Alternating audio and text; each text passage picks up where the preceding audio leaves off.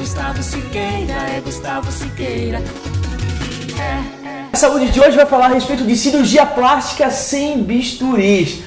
São através dos preenchimentos. Tudo bem, doutor Eduardo? Tudo bem, Gustavo. Conta pra gente, como é que são feitos os preenchimentos?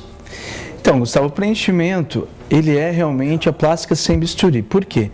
Você não precisa de cortes, você não precisa de recuperação, você não precisa ficar no hospital por longos períodos. Então, hoje em dia, as pessoas buscam cada vez mais você ter uma qualidade, né, no atendimento, rapidez dos resultados, e os preenchimentos vieram agora, é uma grande moda, né, na parte de medicina estética, na parte de cirurgia plástica, e você fazer esses preenchimentos e ter ótimos resultados sem precisar ficar com aqueles hematomas, ficar com cortes, e você tem um resultado bem interessante.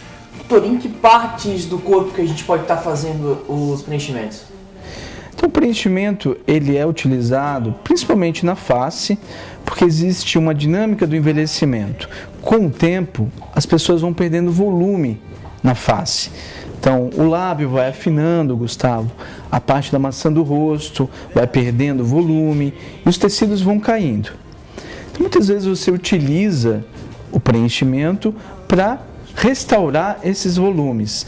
Então, preenchimento no lábio, preenchimento na maçã do rosto, né, para definir ângulo de mandíbula. E também você tem o preenchimento de rugas. Que legal! E isso é feito em sessões? Quantas sessões assim a gente tem que fazer para tá legal? Como é que funciona? Você pode fazer em uma sessão, é um procedimento totalmente ambulatorial, Gustavo. Então a recuperação pode ir para casa na mesma hora.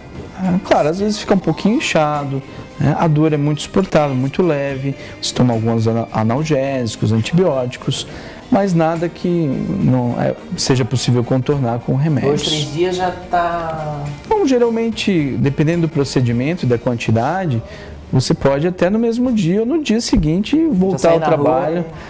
Fica um pouquinho inchado, mas depende muito da pessoa. Tem pessoas que não gostam, né, nem que apareça nenhum inchaço, nenhuma marquinha. Aí depende da pessoa alguns dias a mais. Quais são as principais diferenças entre o botox e o preenchimento?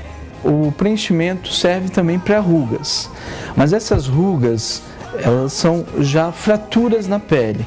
Você tem, com o passar do tempo, com o passar da dinâmica facial, você tem expressões, por exemplo, de tensão, que vão formando traços, né, da idade, que são aquelas linhazinhas de expressão que você pode ver no seu avô, em pessoas de mais idade, que já tem, mesmo paradas, com o rosto parado, já tem aquelas marquinhas de expressão, que são profundas. Nesses casos a gente utiliza... Para marcas mais profundas, preenchimento. Marcas mais profundas. Você utiliza o preenchimento. Para evitar, ou de forma preventiva, em pessoas mais jovens ou de meia idade, você acaba utilizando o botox para evitar a contratura muscular, aquela tensão que vai formar essas rugas com o passar do tempo. Ô doutor, e a gente sabe que o botox, na aplicação, a pessoa tem que repor depois de um certo tempo. O preenchimento também tem que fazer alguns retoques depois de algum certo tempo? Ou tem uma duração bem maior do que o botox? Eu costumo brincar com meus pacientes, Gustavo, que bom se a gente fosse eterno, né? Se a gente não envelhecesse mais. Mas a gente continua envelhecendo.